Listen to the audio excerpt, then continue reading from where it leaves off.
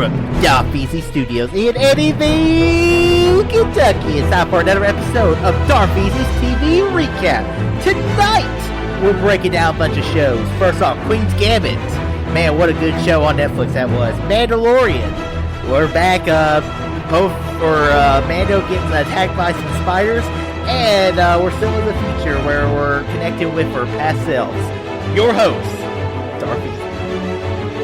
Hello, Easy Nation. Welcome to another episode of Dark VC's TV Recap. I hope you guys are enjoying tonight's moon. I just want to say a little special little thing in memory of Alec Trebek. Really guy, I grew up with the guy. I mean, watching Jeopardy all the time. I mean, I watch it every now and then, but you know, it's sad to see Alec Trebek dead, and yeah. So that's all I want to say. Rest in peace, man. Glad your pain's finally gone, but man, would love to see you on Jeopardy for a few more years. But let's get talking about some TV, guys. So first off, we're talking about Star Trek Discovery Season 3, Episode 4, Forget Me Not. This episode, basically, you have this, new character who, she's, forget what the race was called. It's been a few days since I've seen the episode. But basically, she has all these past selves, and one of them has memories that's going to help out the crew of Discovery connect with some other people. Wow, my brain's not working tonight.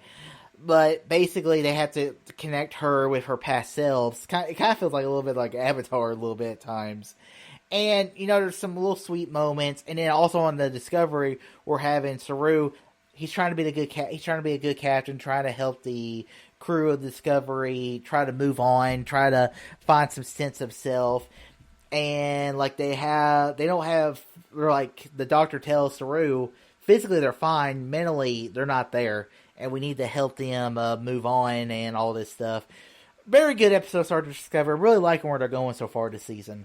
Let's move on to Young Sheldon, Season 4, Episode 1, Graduation. This episode was really sweet. I mean, Young Sheldon, always a enjoyable little show episodes. The season premiere, basically Sheldon's graduating high school.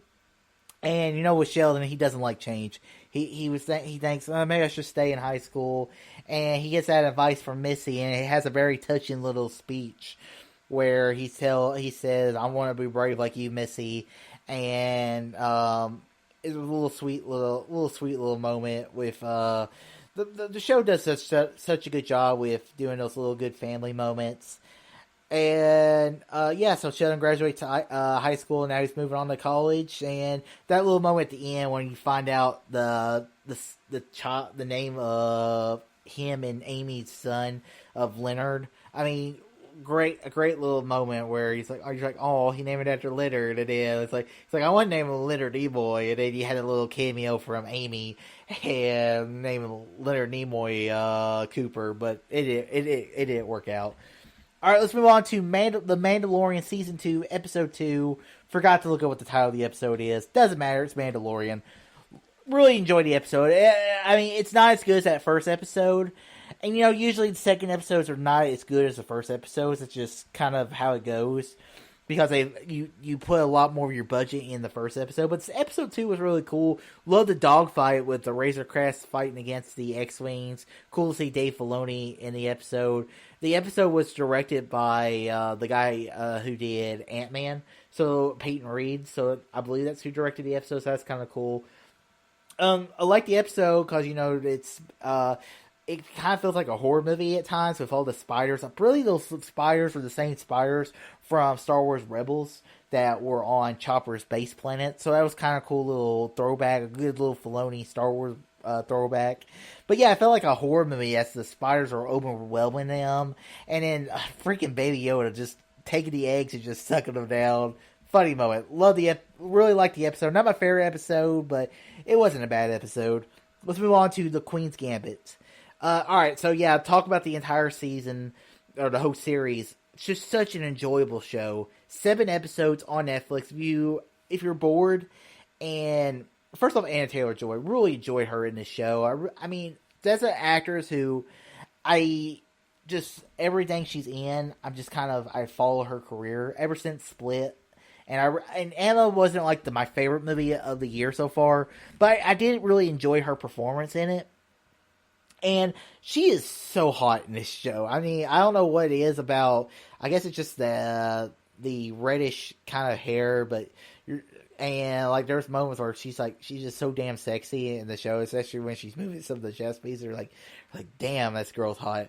But yeah, I really enjoy the show. I like how it's set in the '60s, and she wants to become the best chess player, and she wants to compete against the Russians, and all these things, like the dates with when she's like, how were you? She said, never mind, I don't want to know. Yeah, and then as she's facing these substance abuse problems, as a young girl, when she was in an orphanage, and how whenever she's around people she loves, she doesn't want to do all these things, but whenever she's alone, all she wants to do is drink. And kind of thing with people who have substance abuse problems, and when they have kind of a purpose in life, they kind of don't have to do all this, but when they're surrounded by people, they don't want to do it. So yeah, Queen's Gambit was a very enjoyable show. The last episode, whenever she finds out her kind of father figure is dead and she sees that picture, she breaks down. I just thought it was a beautiful moment, and that final duel with the Russian Borgov was just such a good episode. Really enjoyed the Queen's Gambit. Totally worth checking out, guys. So guys, that ends this episode of Darth Feces TV Recap. I hope you guys are enjoying the podcast so far. I'm glad to be back doing this. Yeah, make sure you guys click that like button, subscribe, say more, tell your friends about Easy Nation. Until next week, all too easy.